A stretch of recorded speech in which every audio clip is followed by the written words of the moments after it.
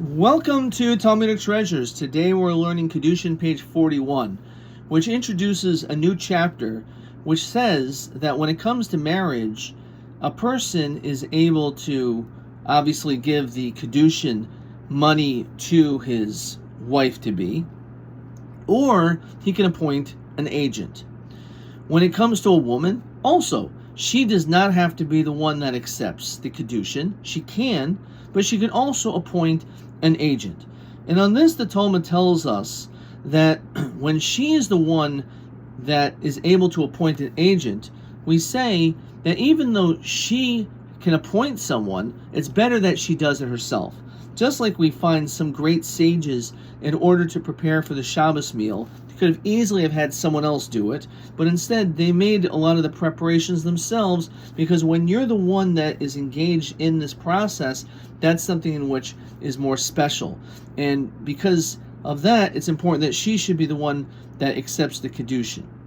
And on this, the Talmud tells us that when it comes to the man, he has to be extremely careful that he should be the one that gives the Kiddushin, and at the very least, he should know the woman before he marries her, which is an unbelievable fallacy.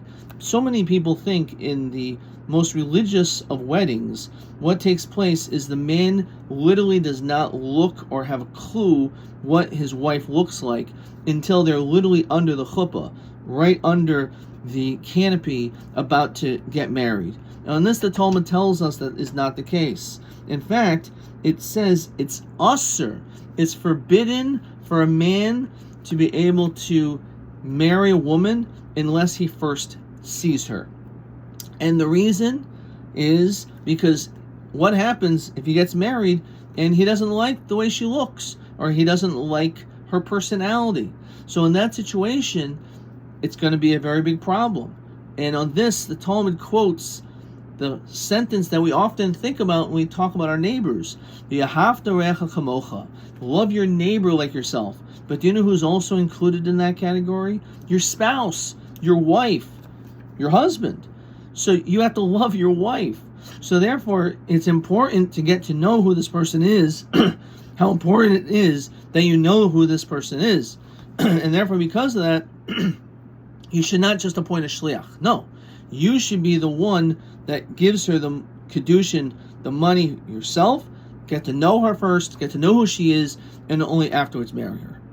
Interestingly enough, the Talmud says that there is a difference between men and women.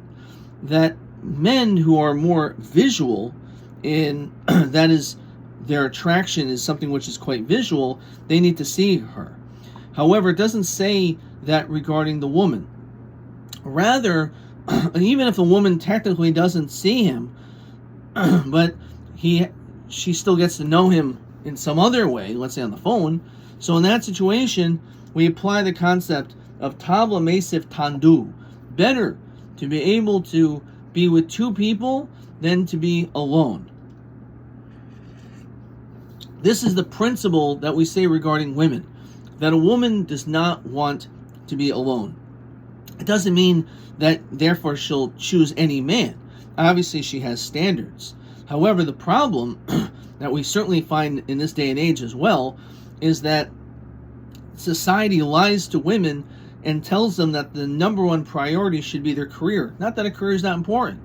And then all of a sudden they wake up at a certain age where they're either no longer childbearing or they're very, very close to that time and they scramble to get married because they realize that being alone is devastation.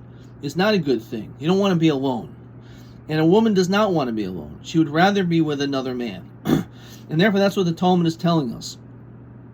That a woman, when it comes to Kiddushin, will marry and be less particular about his looks. Doesn't mean she won't be particular, but about his looks.